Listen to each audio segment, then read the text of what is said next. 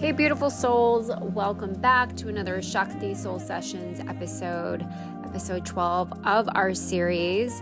This is going to be a little bit of a different episode where I'm sharing an audio drop that I share in the Telegram group. So you just get a taste of it. You get a little bit of a teaser.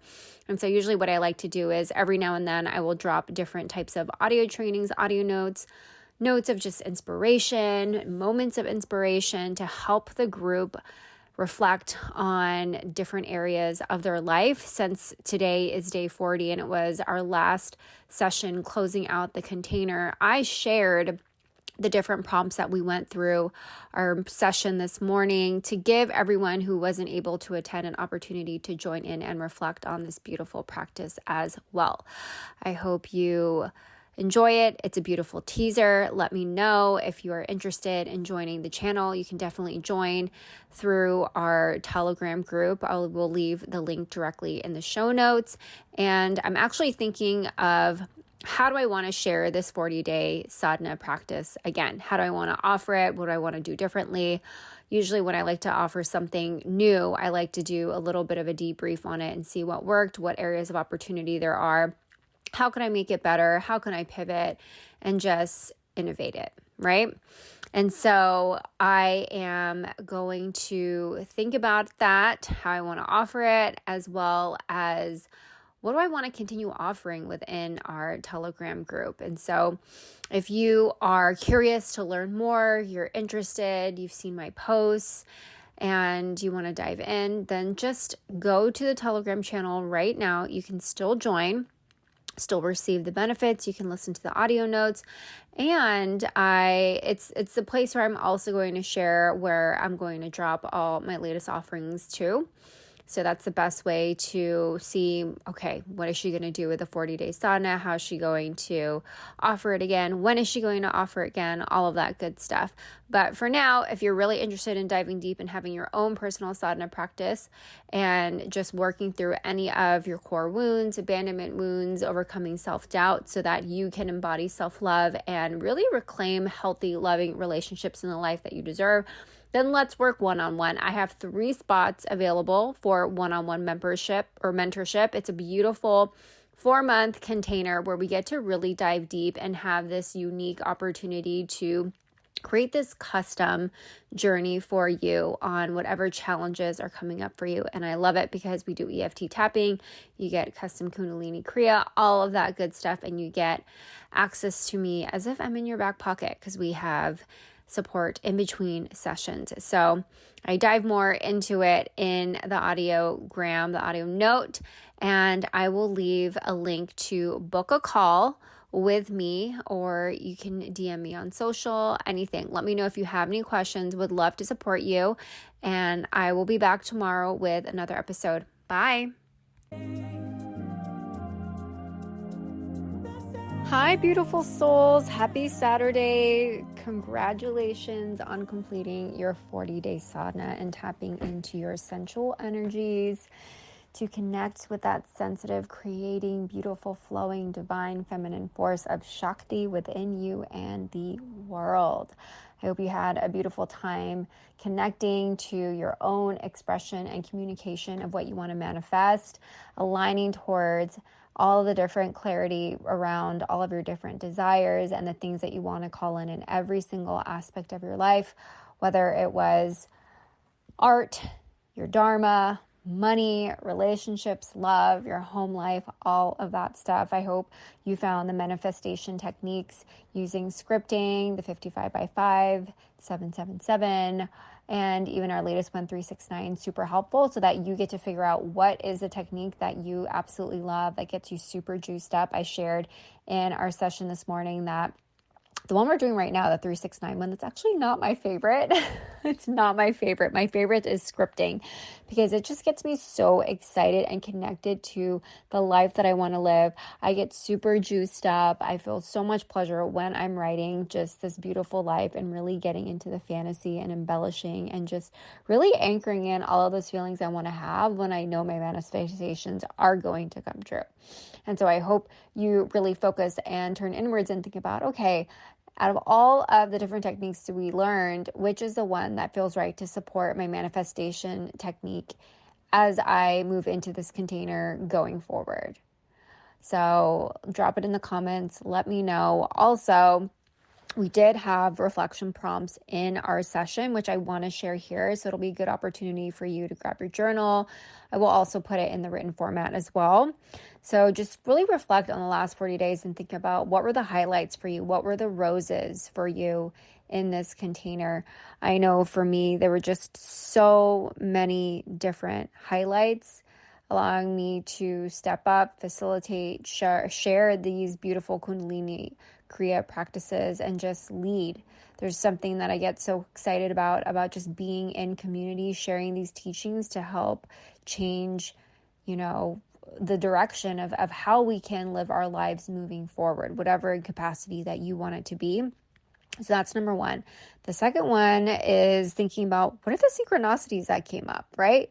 There's something about being in a portal of devotion and commitment that allows all these beautiful synchronicities and almost miracles that happen into your life where you're like, oh my gosh, that's kind of crazy. Is it because of the work that I'm doing? Like, for example, for myself, I was working with a podcast coach and she and I were pitching different shows. There were a lot of shows that would respond, but then ultimately it just wasn't aligned fit. And I was thinking, oh, okay, like I know I'll get on a show eventually. And then during this specific practice, when we were right smack dab in the middle, I was able to book 3.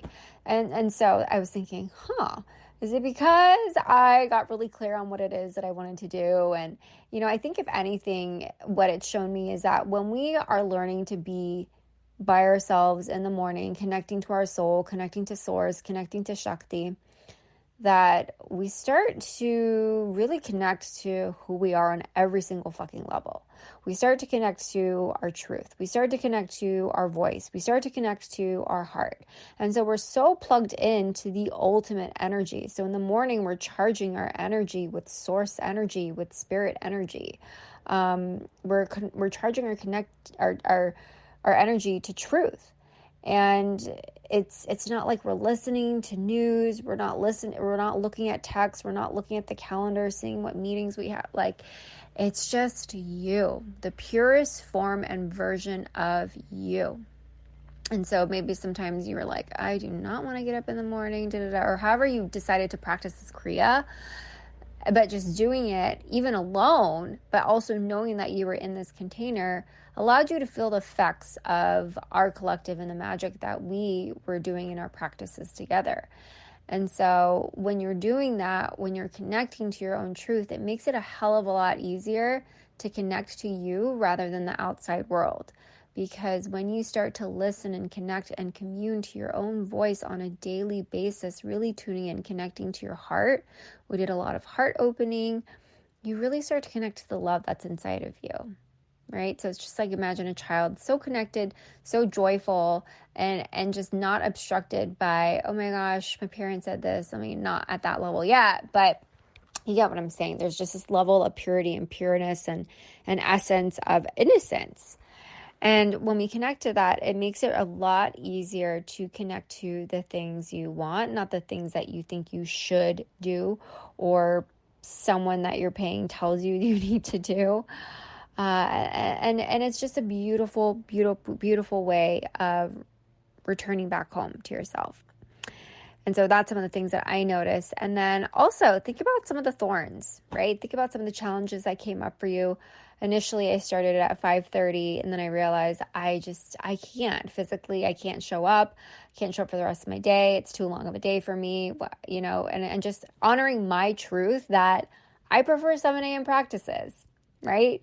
Kundalini yoga, they're all about practicing the Amrita Vela, which means basically before sunrise. And I'm like, you know what? Sadhana just means doing it before anything else. If I wake up at 7 and I do this before anything else, that fits the box, that checks the box, okay? Kundalini yoga is the householder's yoga. So it's not like you have to go sit on a mountain, be ascetic, and just not be involved with the daily life. It's allowing you to have a yogic practice, to have a spiritual practice, and be in the world, right? A lot of the spirituality we think is just ascending consciousness, but what's the point of ascending when you can't have other people feel the effects of that magic in this world of being a part of society? And so you make it work for you, right? If you weren't able to do it in the morning because you have to get up super early or you have kids, you find a way to make your sadhana practice for you and work for you. And when I was in my Kundalini training, I remember, okay, there were times when I would do it in the morning, there were times when I would do it in the evening, but I would just always make sure to at least do it once a day. And if I missed a day, then I'm not going to beat myself up and be like, oh my gosh, I have to start again back to 0. No, you just double up the next day, right? And, my teacher says it too, that we're part of a new paradigm, right? And all of the astrology stuff is telling us about, just how it's about not accepting what gurus say. And that's why I love having you connect to your own inner guru, your inner teacher, your inner power, your inner guide, your inner oracle, right? It's yours. And then also just thinking about and writing a letter to Shakti, to source. Maybe it's a thank you letter for allowing you to feel the presence, connection to your soul. Maybe you feel connected to other people. Maybe, today I shared that I was cuddling with my cat and I felt the same source within my cat is the same source within me, the same source that's in plants, the same source is in me, the same source that's in you, the same source is in me. We're all connected in some capacity. And so writing a beautiful letter to honor and consecrate and to close this chapter is a beautiful way to acknowledge the beauty and the magic that has transpired in this container. I hope you're really able to transmute something for yourself. I hope you're able to bring acknowledgement to the blocks that are keeping you stuck from the things that you truly want, whether it's relationships, romantic, work, friendship, family, dharma, money, any of those things, home life, like whatever it is you want, that you can truly create it in this world when you stay devoted to that division and show up every day despite how you feel. So it's all about that self-discipline, self-mastery, and learning to be aligned with what it is that you truly want, but also being sensitive and honoring yourself and your body. I'm going to rethink how I want to share these sadhana practices, how, what offerings I want to put in this free Telegram group. But just let's stay in touch. I'm still going to do the Shakti Soul sessions until the end of November. So I will drop them here when they become available, but stay tuned for the next offering that I have that will be free to this group, as well as any other iterations of what I want to do. If you want to work with me and dive with me one-on-one to get clear and have your own sadhana practice and do it at a one-on-one level where you have your own custom kriya, where we work through any of the blocks to help you call in those next level relationships in life that you truly, truly want. It's all about learning to heal those wounds. And it's about getting clarity on your vision. It's about doing that inner work, whether it's Kundalini Kriyas, whether it's EFT tapping. And it's also about, doing the inner work so that you can take aligned action for those manifestations that you want to desire in your life.